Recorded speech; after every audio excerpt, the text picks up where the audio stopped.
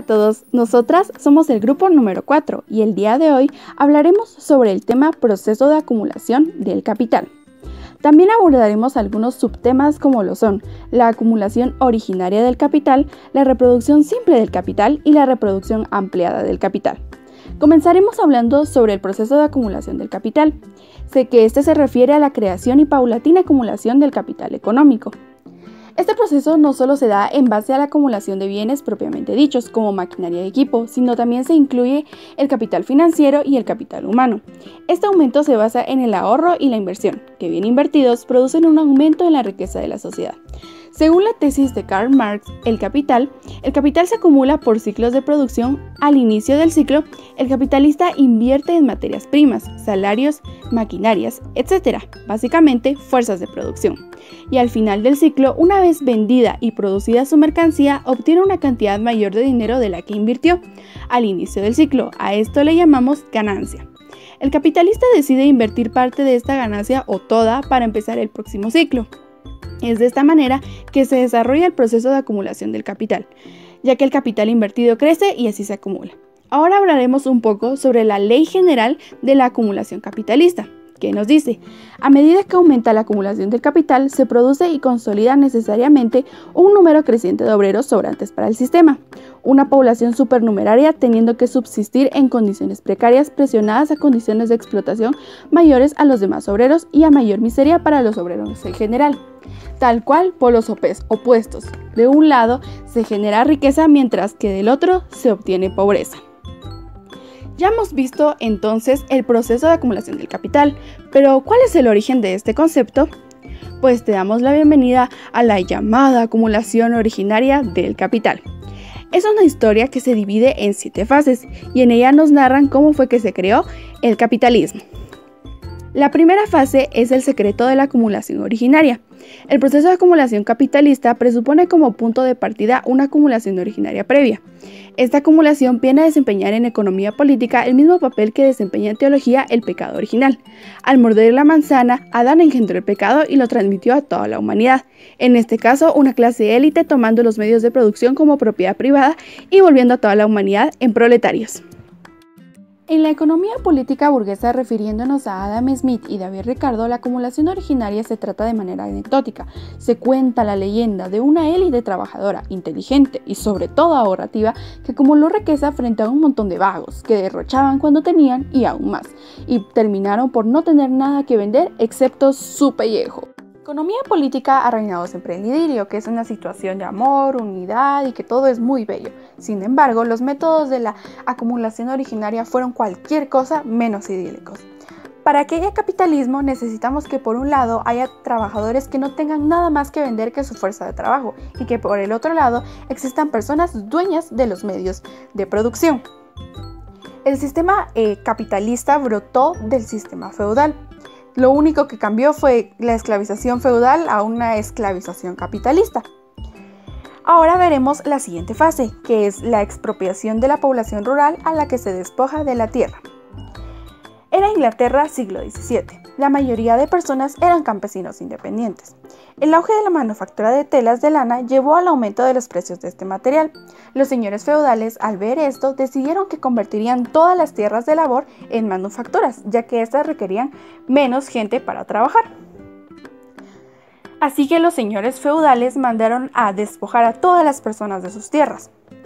Tanto Reyes como Cromwell intentaron discutir con él y defender a las personas, pero sus intentos fueron en vano. Esto constituyó la historia de la liberación de los siervos, pero de lo que se les liberó fue de sus medios de vida y fueron arrojados al mercado de trabajo como proletarios. Todas las tierras fueron vendidas, arrendadas e incluso robadas. Isabel I creó la ley de la beneficencia, que obligaba a los señores feudales a encargarse de todos aquellos necesitados de sus tierras, pero los señores feudales crearon también una ley, y si estas personas se negaban a recibir esta ley, por consiguiente no podían obtener la ley de la beneficencia. Todos los territorios se llamaban granjas de capital o granjas de mercaderes. Las personas expulsadas migraban masivamente a diferentes lugares. Sin embargo, las manufacturas no eran suficientes para poder absorberlos a todos. El último proceso de esta fase fue el llamado Clearing of States, que significa despojamiento de tierras. ¿De qué las despojaban? Pues de las personas que vivían ahí y que el campo era su sustento. Un ejemplo de eso fue la duquesa de Sutherland, que quería convertir todas sus pasturas en manufacturas, entonces mandó a destruir todo su territorio.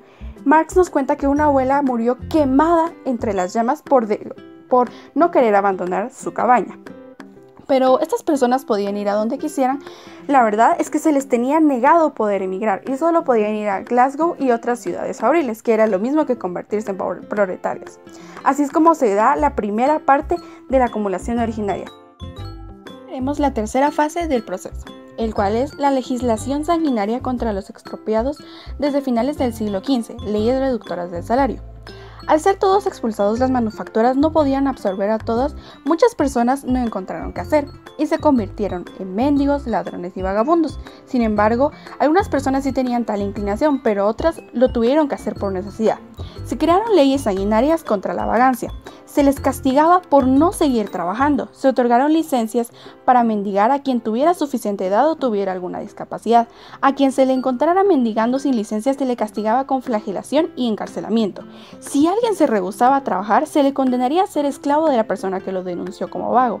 Si se descubría que alguien no había trabajado durante 3 días, se le mandaba donde nació. Se le marcaba en el pecho con un hierro candente con una V y se le ponía a trabajar. Seguramente te estarás preguntando, ¿y las hijas e hijos de estas personas? Pues todos tenían derecho a quitárselos y de retenerlos como aprendices, y si intentaban escapar serían convertidos en esclavos.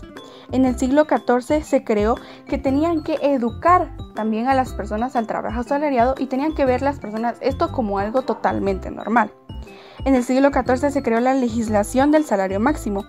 Sin embargo, este no alcanzaba para mucho. Se decía libertad, igualdad y fraternidad, pero nadie se daba cuenta que esto era solo para los capitalistas. Continuando con la fase histórica de la acumulación originaria del capitalismo, tenemos el génesis del arrendatario capitalista. El capitalista es una evolución del siervo de gleba. Gleba con el significado de tierra de cultivo o de siembra. Y de los pequeños propietarios libres. Se convierte en arrendatario, negocia con el terrateniente.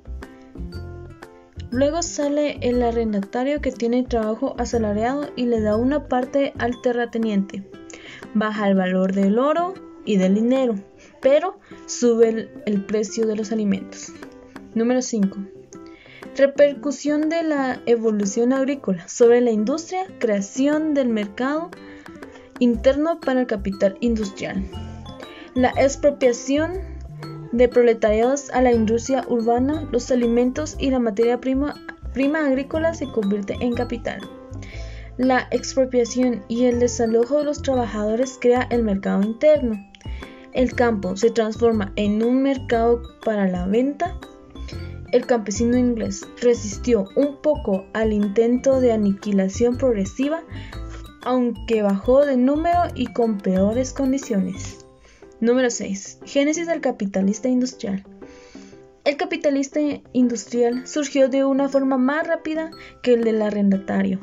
Los maestros gremiales y pequeños artesanos independientes e incluso los trabajadores asalariados se convirtieron en pequeños capitalistas que empezaron a explotar el trabajo asalariado, convirtiéndose en simplemente capitalistas.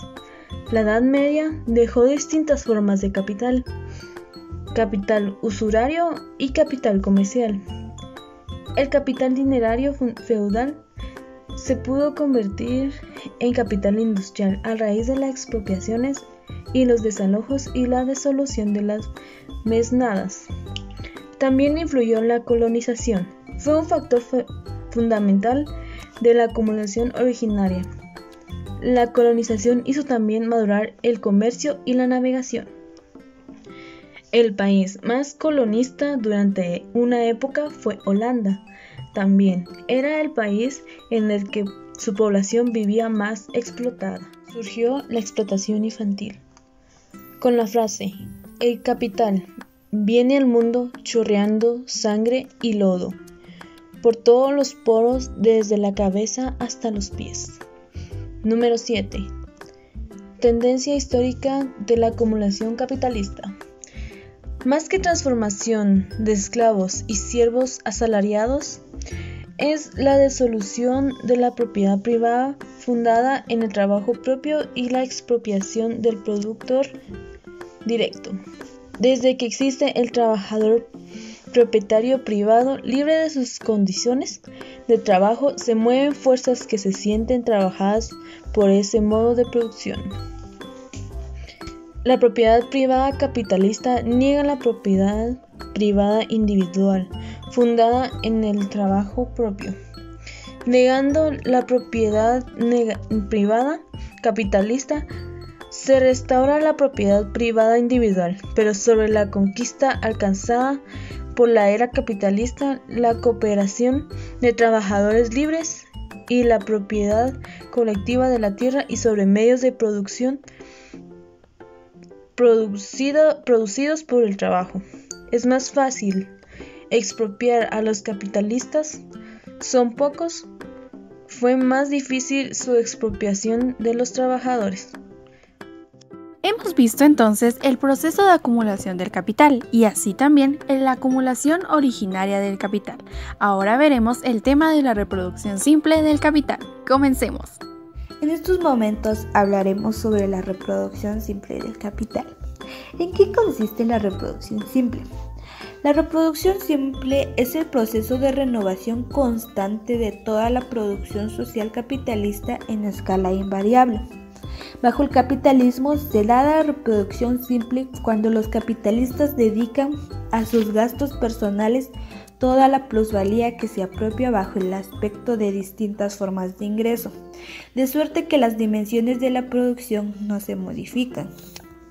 Cualquiera que sea la forma social del proceso de producción, es necesario que éste sea continuo, que recorra periódicamente siempre de nuevo las mismas fases, del mismo modo que una sociedad no puede dejar de consumir y tampoco le es posible cesar de consumir. Por tanto, considerando desde el punto de vista de una interdependencia continua y del flujo constante de su renovación, todo proceso social de producción es al propio tiempo proceso de producción.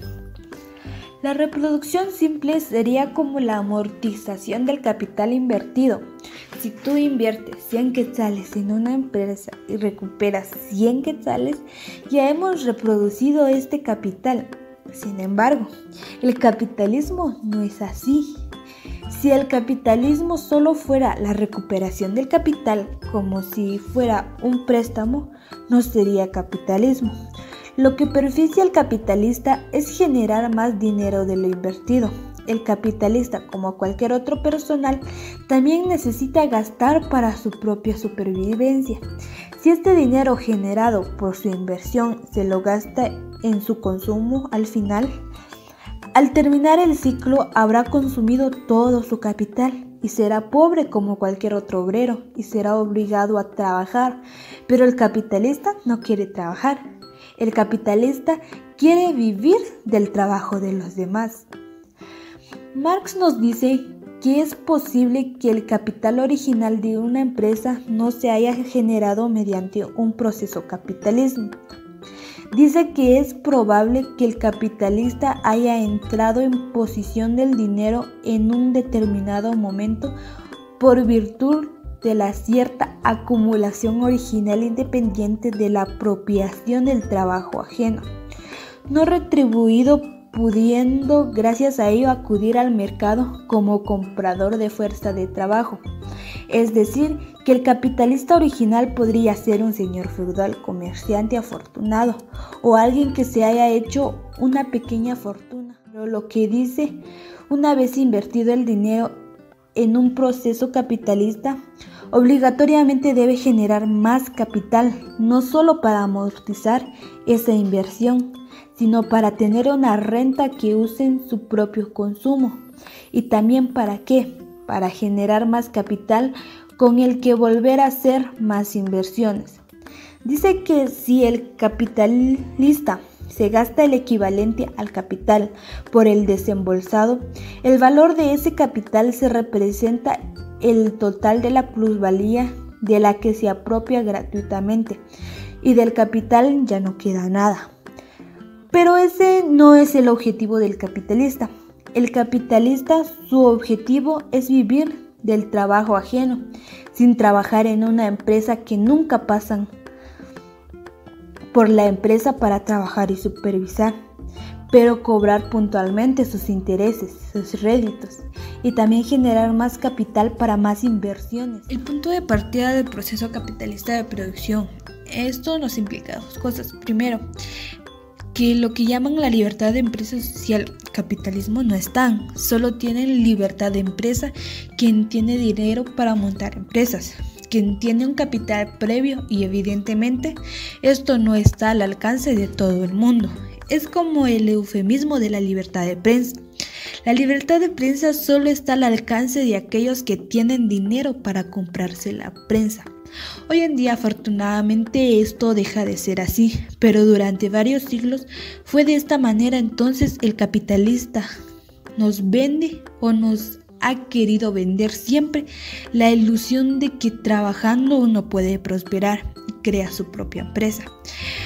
Pero esto también es falso, porque como hemos visto, el capitalista lo que pretende es tener siempre los salarios más bajos posibles, los que se acerquen al mínimo de supervivencia. Y claro, si todo el dinero que ganas trabajando te lo gastas en tu propia supervivencia, es imposible que tú mismo acumules capital para poder ser autónomo y no depender de otros para tu propia subsistencia.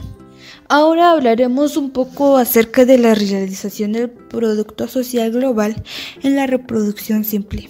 Supongamos que tenemos dos secciones. En la sección 1 tenemos 4.000 de capital constante, 1.000 de variable y 1.000 de plusvalía, que nos da un total de 6.000, que son medios de producción. En la sección 2 tenemos 2.000 de capital constante, 500 de variable y 500 de plusvalía, que nos daría un total de 3.000 en artículos de consumo. ¿Cómo se efectúa el proceso de la realización? Se venden a las empresas de la misma sección para reponer capital constante consumido. Se vende a las empresas que producen artículos de uso y consumo. Sirve para reponer el capital constante de la sección 2. Esto quiere decir que el capital constante que nos aparece en la sección 2 es la suma de la variable y la plusvalía de la sección 1. En la sección 2 encontramos 2.000 de artículos de uso y de consumo que se cambian por medios de producción fabricados en la sección 1. Son artículos de uso y de consumo, sirven de repuestos, que son 500 de variable y 500 de plusvalía de la sección 2, que se venden a los capitalistas y obreros de la misma sección. Este fue el tema de la reproducción simple del capital. Ahora veremos el tema de la reproducción ampliada del capital. Marx denomina a este incremento del capital en cada ciclo la acumulación del capital generado, con ello el incremento del producto social global correspondiente a cada ciclo. Como ya es entendido cómo se da la acumulación con respecto a los capitalistas individuales, esto significa o quiere decir que al convertirse el dinero en capital mercancía, significando que también se convierte en dinero el producto sobrante en que toma cuerpo la plusvalía. Esta plusvalía ya convertida en dinero es invertida de nuevo por el capitalista en los elementos naturales adicionales de su capital productivo. Para adentrarnos un poquito más en la producción ampliada del capital, en este sentido es donde se da la incorporación al capital de cierta parte de la plusvalía, o lo que sería igualmente a una parte de la plusvalía es convertirse en capital. Entonces la plusvalía que se ha obtenido se descompone de la siguiente manera. El incremento del capital constante sucede en los medios de producción como en los medios de consumo. El incremento de capital variable para los medios de producción y medios de consumo. Y el consumo de los capitalistas, que es igual a la parte de consumo de los capitalistas. Cuando ya hay una mercancía en constante movimiento, en constante circulación, si existiera una constante circulación para este ciclo, que mantenga constante. Para esto tiene que existir una buena oferta y demanda para generar o asegurar el retorno de la plusvalía. Y si hay acumulación con la tenencia de los medios de producción, es decir, con la constante productividad y la constante puesta de los medios de producción de la plusvalía. Entonces la producción social de las mercancías se encuentran a través de dos grandes sectores bien diferenciadas o bien definidas. En el sector 1 tendríamos los medios de producción y en el sector 2 representada por los medios de subsistencia o consumo. Hablando un poquito del atesoramiento, es necesario que el dinero se encuentre en circulación y no se quede simplemente en el atesoramiento, ya que de existir venta también lleva enseguida la compra, para que no quede en trance de acumulación, sino que la mayoría querría solo vender para atesorar y no habría iniciativa de compra, excepto los compradores de oro que su única finalidad es el atesoramiento. También hablaremos un poquito en cuanto al capital constante, ya que este se refiere al producto sobrante en donde va tomando cuerpo la plusvalía, que por supuesto no les cuesta nada a quienes se apropian de ellas, como los capitalistas del sector 1, que no necesitan de mayor esfuerzo o desembolso para poder obtenerlos. En el capital variable pues conocemos que adicional, pero que aquí sí vamos a tratar la acumulación del capital en sentido específico, que se transforma por medio de la plusvalía en el capital adicional, que esto va implicando el crecimiento de la ampliación de la base del capital de la producción. Y en la acumulación en el sector 2 pues conocemos que aquí también engloba a los capitalistas tanto 1 y 2, quienes tienen el poder del dinero y los medios de producción. Vamos a hablar de algunos supuestos en la producción ampliada del capital, con los medios de producción como los edificios, materias primas, maquinarias y entre otros que forman el capital constante, que es igual a conservación del valor, y con los medios de consumo el capital variable, que se encuentran los salarios por compra de fuerza de trabajo, que es igual a la generación de creación del valor. Con la plusvalía aquí tendremos que es el plusvalor que no se genera en la circulación, pero sin embargo es donde se inicia. Entonces la generación del plusvalor es toda aquella condición que se aporta para su transformación en dinero en capital. La mayoría de las decisiones de los capitalistas del sector 1 determinan el comportamiento del sector 2. Por ende, los del sector 1 se convierten en líderes de la economía. Entonces los capitalistas de ambos sectores destinan una cierta parte del plusvalor a la compra de fuerza de trabajo y medios de producción, generando acumulación. Como podemos ver en el esquema 1, en este sector, o en este caso, si los capitalistas del sector 1 compraran 4.000, sobrarían 2.000 para vender al sector 2, y no tendrían como comprarlos y solo cuentan con 1.500. Entonces, si no se pueden vender esos 2.000 que le sobran al capitalista del sector 1, entonces, ¿cómo sería posible vender esta producción? Si los capitalistas del primer sector se preparan cada año en la reproducción ampliada, deben tener más de lo que tuvieron en el periodo anterior, dependiendo de la cantidad de plusvalía que obtengan. Esto quiere decir que en el capital constante y capital variable debe de haber un incremento al periodo anterior. Entonces solo vamos a suponer que la plusvalía que tiene es de 1.000 e invertirá 500. Estos 500 seguirán a capital constante 400 e invertirá 100 en capital variable, esto en el sector 1, y los 500 restantes pues será una plusvalía individual, que esto será para gastos personales del capitalista. También vemos que en el sector 2 tenemos que tenían 750 en capital variable y que tenían 750 en la plusvalía. De estos 750 de plusvalía, el sector 2 invertirá 100 en capital constante y 50 en capital variable. Entonces le quedará una plusvalía de 600, que también será para gasto individual o gastos personales de este capitalista. En el sector 2 vamos a suponer que la demanda y la oferta están bien, entonces esto sigue en constante movimiento. Supongamos que estamos hablando de que se terminó el periodo del año y iniciamos nuevamente, pero aquí ya con todo lo que se invirtió en el capital constante y variable. Entonces, si estas sumas existentes bajo las condiciones que ya hemos visto anteriormente, si son suficientes, pueden ampliar el capital constante y el capital variable, o bien pueden formar o emprender otra industria o una nueva empresa, un nuevo negocio, pero también puede ocurrir que la conversión de la plusvalía en dinero y el atesoramiento de este dinero hayan de continuarse durante mucho más tiempo para que pueda operarse este proceso y efectuarse. Entonces, una verdadera acumulación debe de ampliarse a la producción. Esto para que se cumpla con los requerimientos de los supuestos que hemos estado poniendo en estos ejemplos. Muy bien, eso ha sido todo. Esperamos que cada uno de los temas que se han expuesto el día de hoy hayan podido ser entendidos por cada uno de ustedes. Nosotras fuimos el grupo número 4. Muchas gracias.